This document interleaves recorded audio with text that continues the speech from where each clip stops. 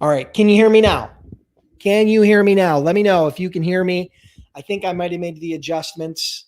Can you hear me now? Let me know in the chat box. Can you hear me now? Let me know. That would be great. No, you cannot hear me. Uno momento.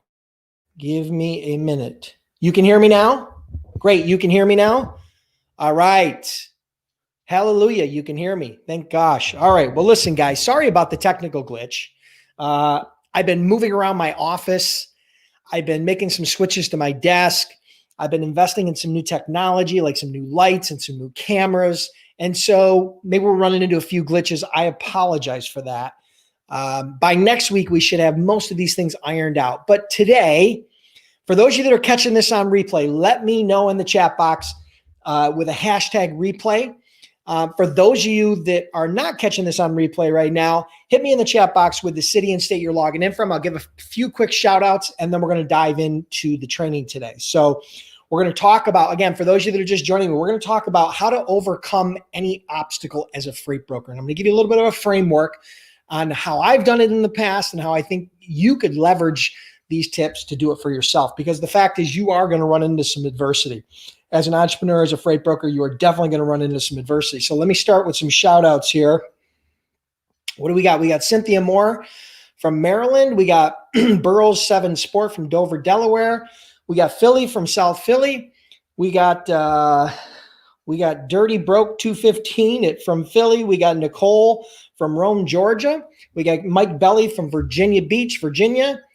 We got iTrans LA from Santa Clara, California. We got Budalaziz from Houston, Texas. And what else do we got here? I know we were running into some sound issues, so a lot of people are saying no sound, but now we've got sound, thank gosh. So what else do we have here? Who do we got? Who do we got? Who do we got? I'm scrolling. Just want to give a few shout outs here. All right, here we go. We got Tanisha from Houston. We've got John Curelli. Jeez. Things are bopping all over here. From DeLon, Florida. We've got Robert from Springfield, Missouri. We got Adrian from Connecticut. We got RJ from Dallas. We got Jordy from Bensonville, Illinois. We've got Chantel from Grand Prairie. We've got John Rogue from Chicago. Hold on 1 second. Apparently my daughter had to print something in the middle of my live. So close it up. We got to go. All right. Sorry about that. She's in school right now. So, of course, she had to print something. So she jumped on my printer and had to print something for school. So apologize for the interruption. But listen, today, thank you for everybody that's joining me live or on replay. I greatly appreciate it. And I promise to do my best to provide you some great value today. Again, today we are going to talk about how to overcome any obstacle as an entrepreneur, which certainly makes you a freight broker or freight agent. So why don't we dive into that today? Again, we're going to talk about how to overcome any adversity. And I think the key to overcoming adversity is threefold. There's 3 key components to overcoming adversity, and it comes down to mindset. Your mindset. What is your mindset? How do you manage and control your state and your mindset as an entrepreneur? And I think there are 3 core components to controlling and managing your mindset. One is beliefs, right? The fact is successful entrepreneurs believe in their ability to succeed. They believe in themselves. They believe in their business. They believe in their products and services. And most of all, they understand the power of belief to determine what they will or will not do, right? What they will or will not notice, and the actions that they will take or not take. So they have beliefs. They have core beliefs, and they stick to those beliefs. And they leverage those beliefs as a part of their mindset. So I think beliefs, having strong core beliefs is a really important part of your mindset, right? You have to believe in something. You have to stand for something, right? So that's number one. Number two is focus. This is one that I think most people struggle with, particularly in this day and age with all the messages and all the media and all the social media and everything that's being thrown at us. Focus is challenging. There's always a distraction. We all have ADD. And focus, my favorite definition of focus is follow one course until successful, right? Focus. So if there's one key successful trait to an entrepreneur mindset, it's the ability to focus. It's the ability to control your focus and to hone in on a task or an activity or a challenge or an obstacle or an opportunity, right? To be able to put time, energy, and resources, that are going to help you build your business, right? So successful entrepreneurs focus on three things, right? Three primary components they focus on. They look for opportunities, right, where others see obstacles. Second, they focus with laser-like precision on goals they wish to accomplish. That's the second thing. And they don't let negative advice or naysayers deter them. And third, they manage risk and overcome fear by controlling their focus and their mindset. Okay? So almost every study on entrepreneurial mindset declares the importance and the ability to manage risk is a key to success, right? So we've got beliefs as number one, and we got focus as number two. The third most important part of having a successful mindset to help you overcome any obstacle is your attitude, right? We all know attitude is critical. And so entrepreneurship requires, special emotional and mental traits, that can be grouped. I group them under the term of attitude, right? The attitude, you've heard this before, the attitude determines the altitude, right? The attitude people bring to work determines whether they're really suited to be an entrepreneur or not. According to, different research, that specific attitudes that the most successful entrepreneurs share, including courage, persistence, adaptability, collaboration, the ability to focus, self-fulfillment, gratitude, the desire to learn, and a willingness to take action. Okay? So again, the ability to overcome any obstacle, the key to that is your mindset. It's not tactical, right? It's not like a sales script or how to overcome objections. Those are important in the sales arena. But even before that, if you don't have the right mindset behind the tactics and the strategies that you're deploying to grow your business, to start and grow your business, it will all crumble over time. And so having that mindset, that entrepreneurial mindset, I think is the secret to overcoming adversity, overcoming obstacles as a startup or even as an established business that runs into hurdles. Because the fact is, you are going to run into issues. You're going to run into challenges. You're going to run into struggles. And startup is difficult. So I think that startup is one of the most important times that you really need to understand your mindset. You really need to take into consideration these three core tenets that I'm talking about. One is belief, one is focus, and one is attitude. Okay. So again, I'm going to keep this relatively short today because I do want to get to Q&A because we are going to do some Q&A. All right. And I think that's important. I want to answer some questions from you, whether it be about this mindset component, overcoming obstacles, wherever you are in your journey, I want to help. And so that's my goal for today. And so why don't we dive into that, right? But before we do that, as you guys are thinking about questions that you're gonna ask, just to give you a quick heads up for those of you that are just joining me for the first time or have never been on a live, or you're just getting to know me here. Again, my name is Dennis Brown. I've been an entrepreneur for over 25 years, built 3 multi-million-dollar businesses. The last business I grew was a freight brokerage, started in 2003.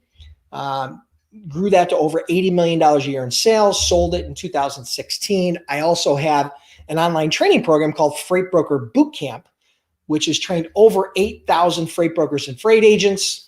Over the last decade, we offer a 60-day, 100% money-back guarantee. If you guys are curious about becoming a freight broker, if you're on the fence, if you've been debating, maybe you're a truck driver who's looking to get out of his truck and you'd love to start brokering to, support your family and be able to be at home in a home office as opposed to being on the road all the time, I think becoming a freight broker is a very viable option, as well as a lot of other people that join my course and become successful agents and freight brokers. So I'd like to dive into some Q&A.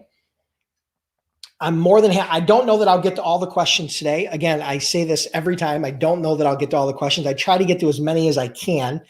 I tried to keep the training a little bit shorter on the front end because I really wanted to be able to dive into some strong Q&A with you guys today. So why don't you guys hit me up in the chat box with some questions, and we'll see where we can go. Let me just grab a quick drink, and we'll see how far we can get on the Q&A today.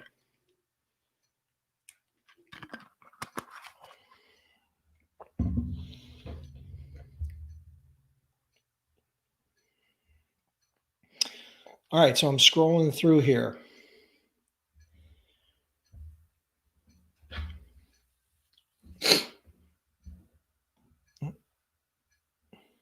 All right, here's a question from Jordy. Jordy asks, as a new freight broker, how do you get carriers to work with you when you have no ratings on the load boards? All right, so I can give you a couple of tips.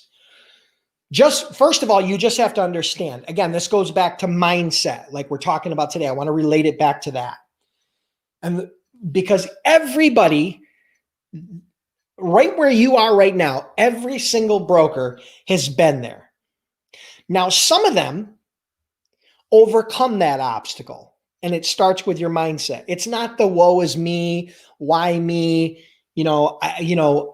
negative type of attitude. It needs to be much more positive. And the fact that you're here asking this question tells me that you are in the right mindset because you're open to hearing, ways to overcome this obstacle. And this is an obstacle. It's part of business, whether you're a freight broker or any business. Building trust with your customers is one, but building trust with vendors and employees and with everybody is important. So a couple of tips on how to get carriers to work with you as a startup. One is you can offer them quick pays. You can offer them shorter terms, right? So you can offer them quick pays, which is obviously an important one. You could also let them know that you have a factoring, if you're working with a factoring company, that you're going to get paid quickly and you'll make sure they get paid quickly. So you'll shorten the terms. You're not going to drag them out 30 days. Another way that you can do that is by contacting all the major factoring companies, because here's what happens a lot of times is that a carrier will submit a broker to their factoring company. Sometimes a factoring company will deny them the ability to run with that broker because the factoring company doesn't have a file on them. They don't have a credit rating at all. So one of the ways that I've seen a lot of students overcome that is to contact the major factoring companies and to introduce yourself and let them know that you are a new startup freight broker and you'd like to, set up a credit profile so that in the event that any of their carriers that they're working with, wants to use you, that they'll have a reference point, right? So they'll know the owner's name, they'll know their address, they'll know their MC, they'll know a little bit of history about them, and they'll have a file. So those are a couple things. You can offer quick pays, you can offer better terms, you can set up with all the major factoring companies. A lot of times, so those are a few tips, but the fact is that, while there are some carriers that won't do business with brand new brokers, many of them will. I mean, there's hundreds of thousands of trucks on the road, right? There's not enough, but there's hundreds of thousands of carriers out there, right? And so just because you hear from one or two or three that they won't do business with a new broker, there's 10 behind them that will, right? So you have to get through this early stage. And this is where that mindset becomes important. You have to have the right beliefs, right? You have to have the right focus and you have to have the right attitude. So I hope that helps, Jordy. Those are a couple of tips on how to overcome those early startup hurdles from a credit perspective. All right.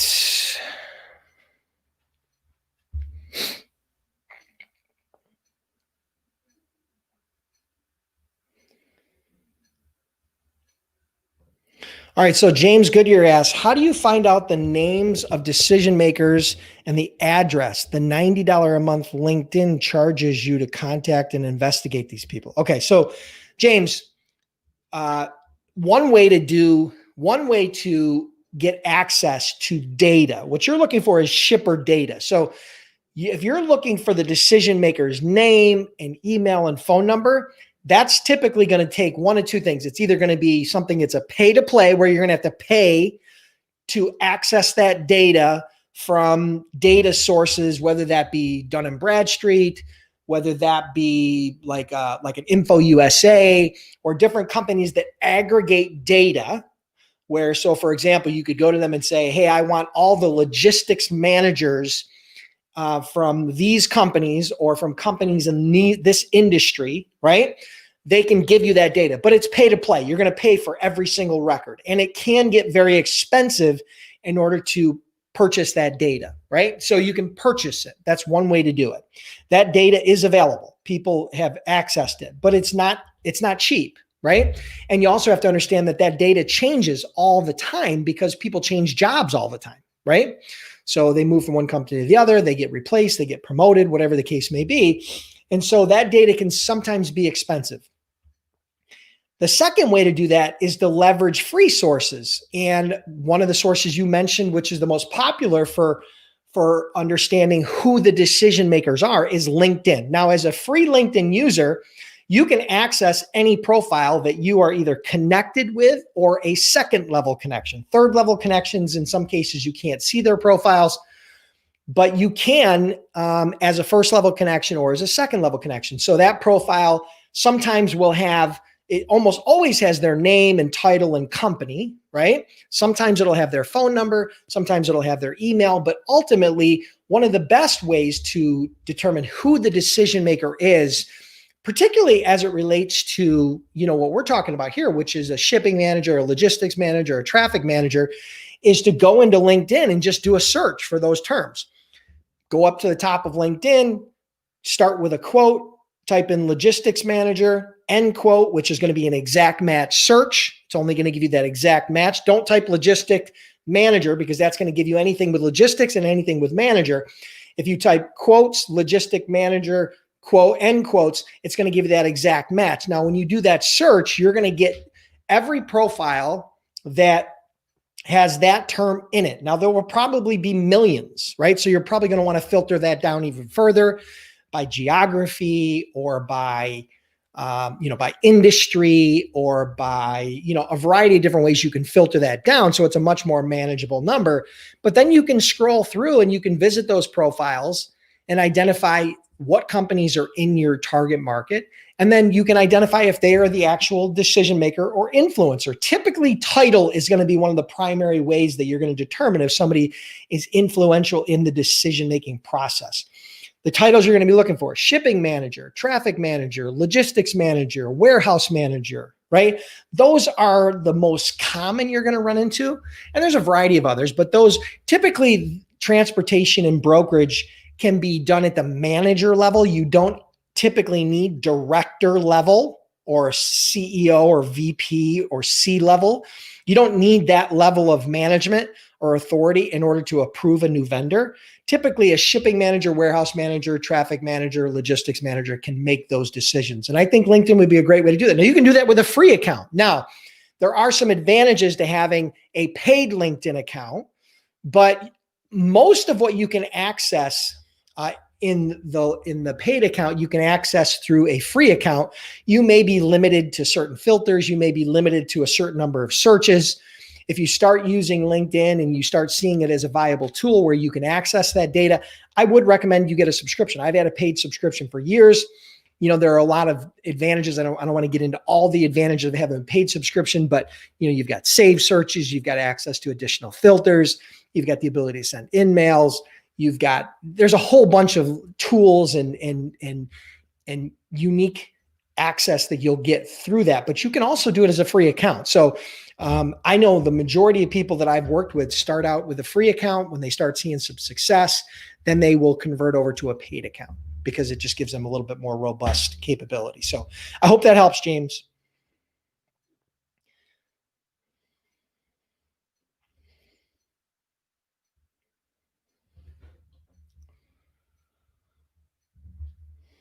All right, so here's a question. Dennis, how do you learn all the computer work that's associated with this business? I've never had to set something like this up, and this is daunting to me. Okay, well, Mike, I'm going to be honest with you. There's not a lot of computer work. I think that's maybe a misconception. The computer work is really, the ability to set up a laptop that has internet access, right? So if you have a computer that has internet access, that's the number one hurdle, okay? The second hurdle is the ability to access online through a browser like Internet Explorer or Chrome, and then access load boards, right? So load boards are places like the DAT and Internet Truck Stop and Get Loaded and 123 Load Board and all the variety of different load boards where you can access those load boards and you can post and search for trucks. Now, most of what you're talking about is simple data entry, right? So if you wanted to search on a load board, it's very similar to searching on Google. You'll type in what you're searching for, you'll hit search, and the results will come back, right? So it does take a little bit of time to get comfortable with it, get comfortable knowing the right searches, get comfortable with reading the data and deciphering and extrapolating the answers that you're looking for. But ultimately, there's not a lot of computer skills. You don't need to learn how to program. You don't need to learn how to network. You don't need to learn how to edit videos. You don't need to learn how to, do anything really sophisticated on a computer, because most of what you're doing is simply access the internet and either entering data, which is just simple data entry, or searching. Now, you'll also likely be using some sort of transportation management software, some sort of a TMS that will, where you'll also have to enter and search and access data. My suggestion to you is just take it slow. The good thing is that as a startup, you don't have to worry about a lot because you don't have a lot of loads. So what you really need to learn how to do is post loads, right? So one of the first things you need to do is sign up for a load board and learn how to post loads and search for trucks, okay? So every load board has training and systems on how to do that. If you sign up for the DAT, they walk you through that process of exactly how you need to do that. If you sign up for Internet Truck Stop, they walk you through that exact process because that's their software. They train you and teach you and show you how to use their software, right? As a broker. So the two primary things you're going to be doing is posting loads and searching for trucks. And then obviously the phone's going to come into play quite a bit. Email will also come into play. Setting up email, my suggestion to you is if you're having a hard time setting up email, just use Gmail, right? Gmail is an online web-based email platform that you can set up. You can access it. It's a login. You simply click on the email to view the email, reply to the email to reply back, send a new message by entering an email. So it's really not that complicated. I don't think it's nearly as bad as you think. If you're struggling with setting up email, maybe you could go to YouTube. I think YouTube is a great tool for learning how to, particularly if you're struggling with some technical issues. That might be a good way to do it. So I hope that helps, Mike. I'm trying to give you a little bit of direction here.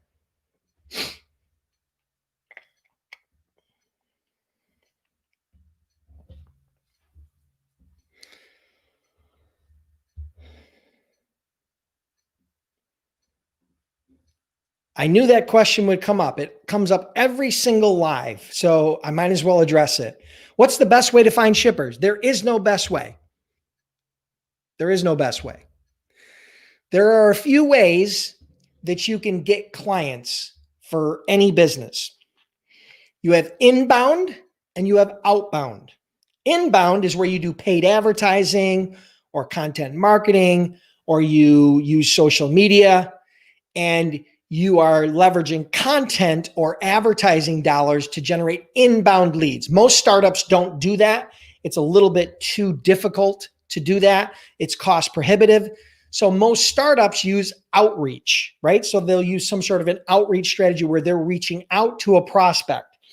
There are a few ways you can do that. You can do it with a cold call, meaning you can find the company's name and phone number and you can contact them and you can have a conversation with that prospect, right? The second way is you can use cold email, which is the same sort of thing, but you're using email where you're reaching out via email as a way to start a dialogue that can convert into a phone conversation. And the third way is you can use social media, right? like LinkedIn, where you can gather data from LinkedIn and use that for cold calling, or what I like to call warm calling, or you can send them a LinkedIn message. So you can use social media as another channel. Another way to do it is direct mail, right? So direct mail is kind of an outbound, more of an inbound, where you send the direct mail out to them and then they reply back to you, right? So, some people use direct mail, but I think most freight brokers, where you're going to start is either cold emailing, cold calling, or using social media like LinkedIn. Those are three of the primary ways that you're probably going to find shippers, right? And if you're a member of Freight Broker Bootcamp, right, if you're already a member, whether you're a gold or a platinum lifetime member, we give you access to a shipper database that has over 100,000 shippers in there. Now, some of them, we update that database about every 12 to 18 months, right? Now, some of those businesses are already going to be out of business, particularly because of COVID. Many of those businesses are still doing business, so you'll be able to contact them in whatever format you choose, cold calling, cold email, or you could even look them up on LinkedIn or other forms of social media. So I hope that helps.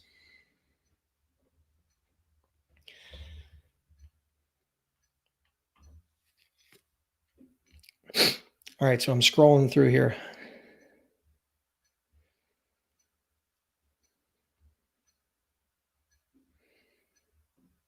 All right, so here's my suggestion, Star, how to look up niches. I don't even know what to Google.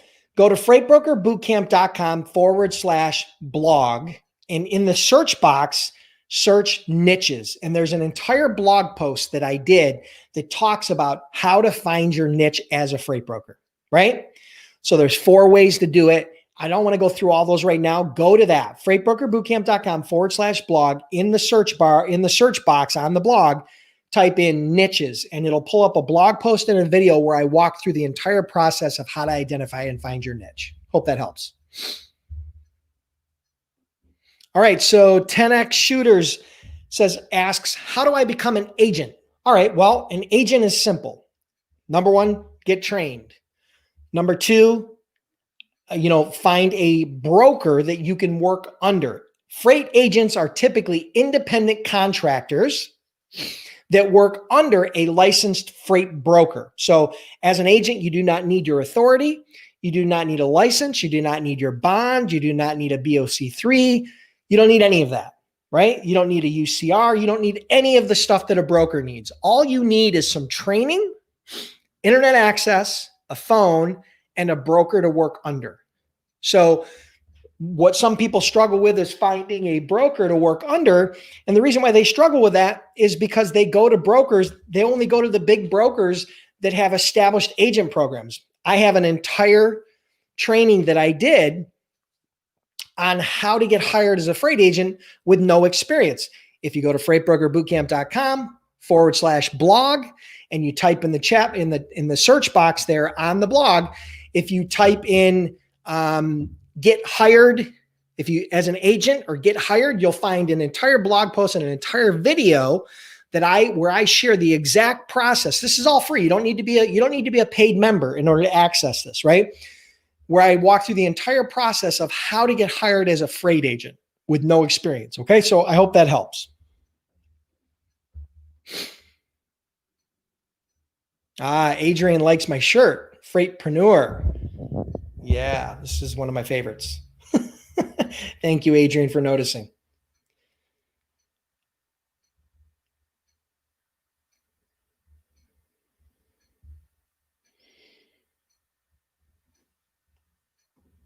Scott, as a member of Freight Broker Bootcamp, I don't know how long you've been in there, but if you go into the area where we have the website templates, we've updated it recently, including adding new templates like WordPress templates, including giving you instructions on exactly how to get it set up. Okay, so if you go in there now, we've updated that in the last couple of weeks.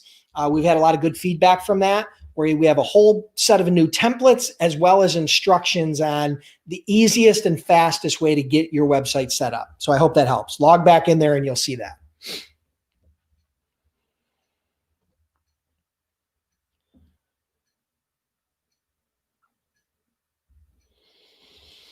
Okay, so Question is, shippers that require contingent cargo insurance, what would be a good blanket amount to have to use with more than one shipper? Okay, well, when you have contingent cargo, it applies to more than one shipper, right? So it'll apply to anybody you do business with.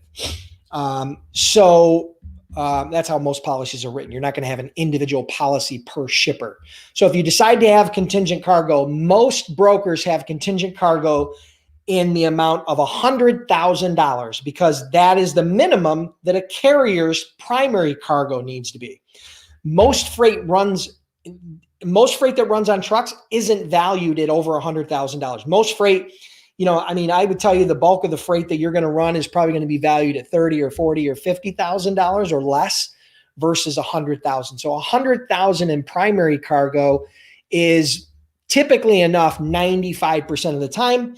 Unless it's something like heavy machinery, or maybe it's seafood like crab or something like that. A lot of times you're going to have, but it's small percentage where you're going to have things that are over 100,000. So I would say as a blanket rule, your contingent cargo only needs to be 100, right? So I think that will work. Now, if you have a specific shipper that requires more than that, well, then you have to make a decision as to whether it's worth it for you to invest the additional money for that premium. So I think 100,000 should be more than enough.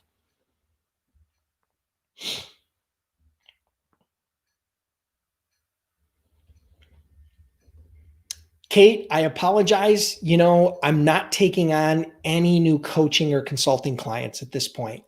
I've done that a little. I did that a little bit. I did that last year, had a lot of fun, worked with a lot of great people. My coaching program, it was an annual program. It's $30,000 a year. I don't do one-off coachings, but I'm not taking on any new coaching clients right now. Right now, what I'm working on is a brand new program. So I'm spending a lot of time on that. A brand new program is called Freight Broker Sales Accelerator Program. And so I'm working on that sales specific accelerator program. It's going to be separate from boot camp. It's a little bit more advanced. Now, I'm hopefully going to be launching that this month in January. So I'm spending all my time there, and I'm spending all my time supporting the existing, members of boot camp with additional trainings that they specifically are looking for. So right now I'm not taking on any new coaching or consulting clients. The best thing you can do is tap into the training, sign up as a boot camp member, tap into my free videos, and tap into these live Q&As. So I hope that helps.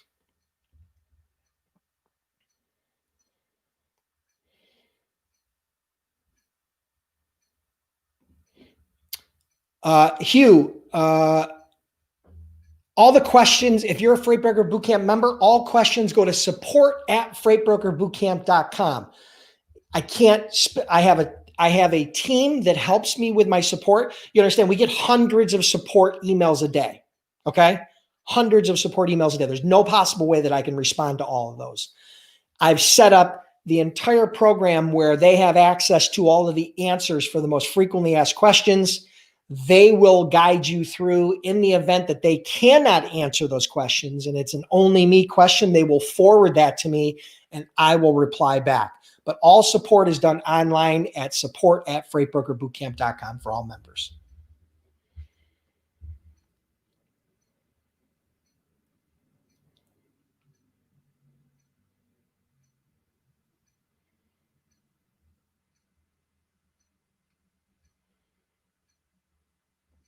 My advice to you, Rodrigo. Hi, I'm going to start as a freight broker. Any advice? Lots of advice. Check out my YouTube channel. But here, a best piece of advice, invest in your skills, the skill of selling. Invest in learning how to sell, okay? Because sales is one of the most important skills that you can learn as an entrepreneur, particularly as a freight broker, because if you don't have clients, if you don't have customers, if you don't have shippers, you're not going to make any money. So learning the fundamentals of selling. The second piece of advice I would give you, and there's tons more, but I'd find a niche, identify a niche. Riches are in niches in freight, almost any industry, but particularly in freight. Identify your niche, dig into that niche, focus like we talked about in the training, right? And I'm sure you'll do great. So I hope that helps.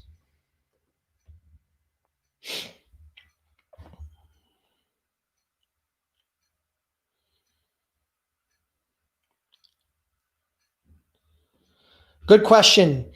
Should I focus on cold calls to shippers versus hiring as a new brokerage? I don't know your background. I don't know your experience. I don't know the complexity you have as an entrepreneur. But my suggestion, what I think 99 or let's say 95 out of 100 new freight brokers need to focus on is learning how to sell and selling. So if you're a broker and you're a solopreneur and you're all by yourself, you got your authority and you're up and running, you need to learn how to sell. You're not going to be able to go out and hire people as a startup that are going to grow your business. That's a misnomer. In most cases, it's not going to work. You, as the leader of the company, need to learn the fundamentals of how to acquire a new customer, how to support that customer, how to, service that customer. So you as a broker should learn the entire process. As a startup broker, you should learn the sales component. You should learn how to cover loads, dispatch loads, invoice, the whole ball of wax. You need to learn all those fundamentals. Once you have those down and you've got some customers and you're moving freight, if you choose to hire somebody to take over specific roles like invoicing and accounting, or you choose to have people that are doing operations to help you find and dispatch trucks, or you choose to hire some additional salespeople to try to help support your growth because you have aggressive growth goals like I did when I first started, that's different. But when you start out, I think you need to understand and actually do the do versus trying to hire somebody to do it for you. That's my humble opinion.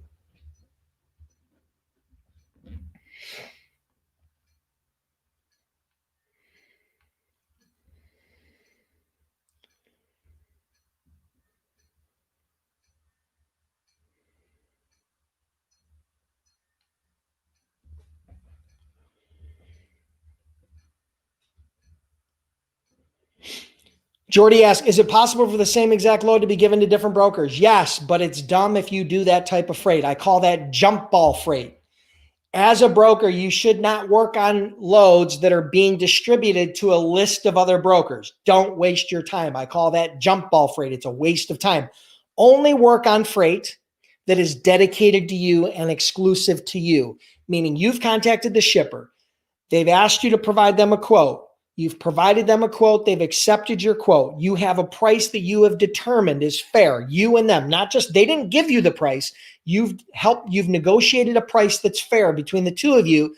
They have then tendered you a load with enough lead time, typically 1 to 2 to 3 days. They've given you enough lead time where you can cover that load and it's dedicated to you. That's the type of freight that you want to spend your time on. You don't want to waste your time trying to compete with every broker through load lists or when they're distributing these loads to 5 or 10 or 15 different brokers. It is a complete waste of time. Matter of fact, I did a training on it a couple of months ago. I think it was in November. The fastest way, I think the title of the training was The Fastest Way to Go Broke as a Freight Broker. If you check on YouTube and on my channel, I think it's called The Fastest Way to Go Broke as a Freight Broker. I talk all about jump ball freight. I talk all about why it's a waste of time and why you shouldn't spend your time. But it can happen. Shippers will sometimes distribute loads to multiple brokers, and the first one that covers it gets the load, and the rest are out of luck. So don't waste your time. And if you want a lot of details, check out that training.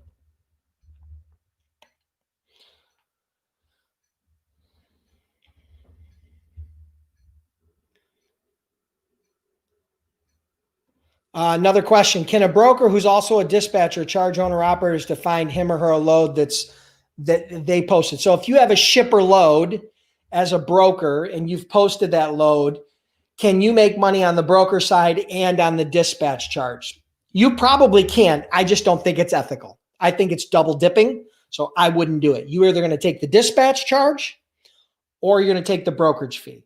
You shouldn't take both. That's my personal opinion. I don't think there's anything illegal about it. But personally, I just think it's double dipping, so I wouldn't do it.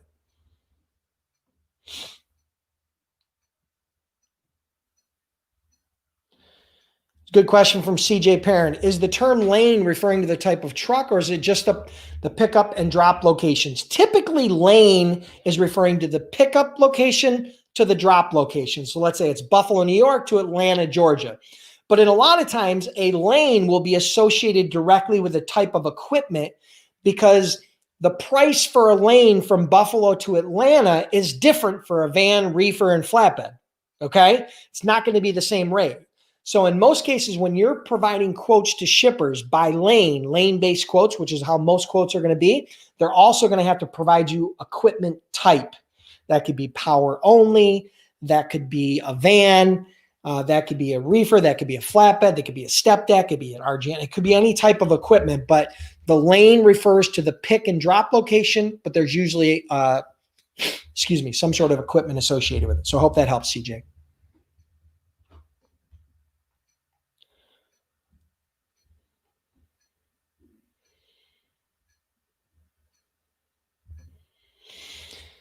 Mrs. Burrows, there is no certification. There is no certification required by the FMCSA to become a broker. But in order to become a broker, you do need a freight broker bond in the amount of $75,000. That doesn't mean you have to pay $75,000. That just means you need a bond, okay? You need to file an application with them that's approved.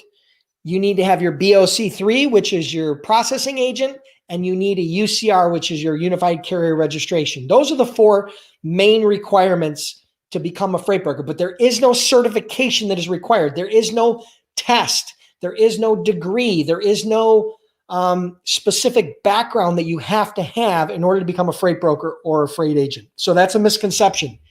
Some training programs, some people online mislead people into believing that they need some sort of certification in order to actually apply for their freight broker authority, and they don't. Okay? So I hope that makes sense.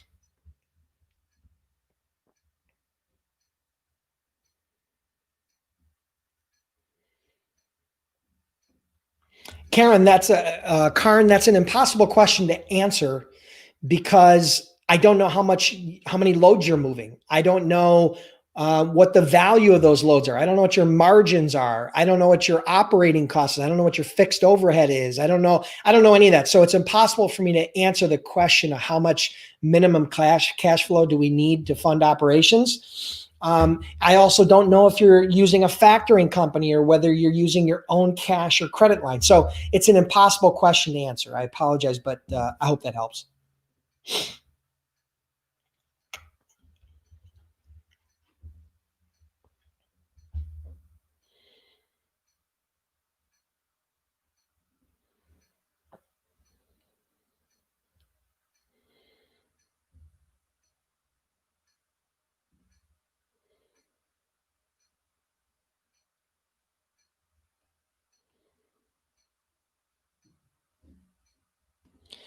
Okay, so Tej asks, what if shippers use 2 to 3 brokers only for rate comparison reasons? That's not uncommon. Not all shippers are going to be doing business with just one broker. They may have multiple brokers, and they may do rate comparison throughout those brokers. Whenever a new lane comes up or on a monthly or quarterly or annual basis, they may do a bid process with multiple brokers. But ultimately, once they dedicate a broker to that lane, that broker becomes primary on that lane. And then in the event that there's any issues where they can't cover it, then it goes to the secondary broker and the next broker and the next broker. But it's dedicated. It's not jump ball freight. So it's not uncommon for shippers to shop rates a little bit with multiple brokers to keep people honest. No different than you would if you were a shipper. But that's different than jump ball freight.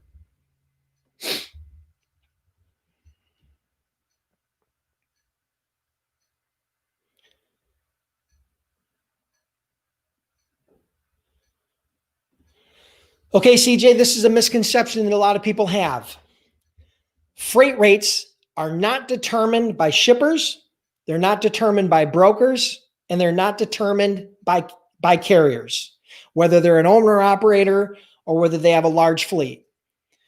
It doesn't matter how much it costs to run a truck from point A to point B. And I know carriers aren't going to want to hear that, but you have to understand this in order to thrive as a carrier or a broker. What determines the freight rates in any market, in any lane, using any piece of equipment is supply and demand, just like any other basic economic principle. Okay?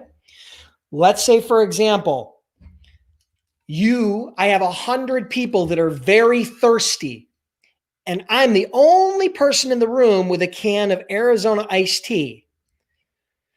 Normally, this can of Arizona iced tea sells for 99 cents but I have 100 thirsty people in the room and they all wanted this iced tea. How much do you think this iced tea is going to sell for? Do you think it's going to sell for the normal 99 cents? Or do you think it will sell for $2.99? Do you think it'll sell for $10.99? Do you think it'll sell for $99.99? I don't know, but here's what I can tell you. When there's more demand than there is supply, prices go up. Okay? Now, if there's 10 people in the room and there's hundreds of cans of iced tea, right? You might not even be able to sell it for 99 cents. If you got to sell all 100 cans, you might have to sell them for 75 cents or 50 cents in order to sell those cans. So when there's more supply of iced tea than there is demand, rates go down, right? The same thing for trucking, logistics, and brokerage. If there are more trucks than there are loads, then rates go down. If there are more loads than there are trucks, then rates go up. It's that simple. So whether it costs a truck $1.50 a mile or $2.50 a mile to maintain a profitable truck, that's not how you base your rates. You base your rates based on supply and demand in and out of every market. Let me give you a perfect example of how it works and that you understand this. Buffalo to Atlanta, let's say it's a van load, okay? I don't know how many miles it is. It's probably 800 miles, okay? So let's say it's 800 miles. It's maybe 800 or 900 miles. I don't know the exact mileage. But let's say, for example, that lane runs for, let's just say $1,500. Let's say it costs a truck. Let's say it costs you $1,500 to run a truck on that lane, just hypothetically. Now, if you took that same exact load and you turned around and you went that same exact load from Atlanta to Buffalo, it's going to cost you a lot more than $1,500. It might cost you $1,800. It might cost you $2,000. It might cost you $2,400. And that is because of supply and demand.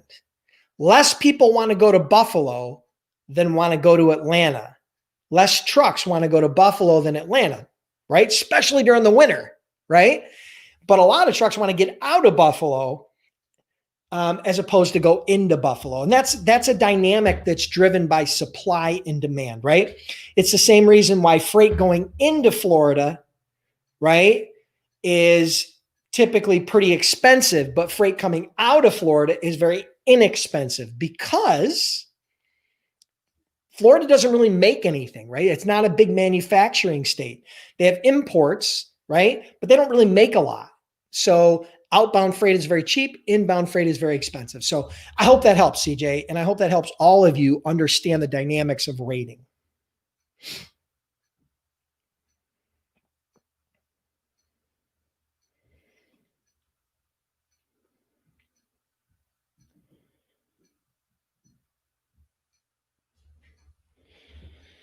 I'm scrolling. Give me a second, guys.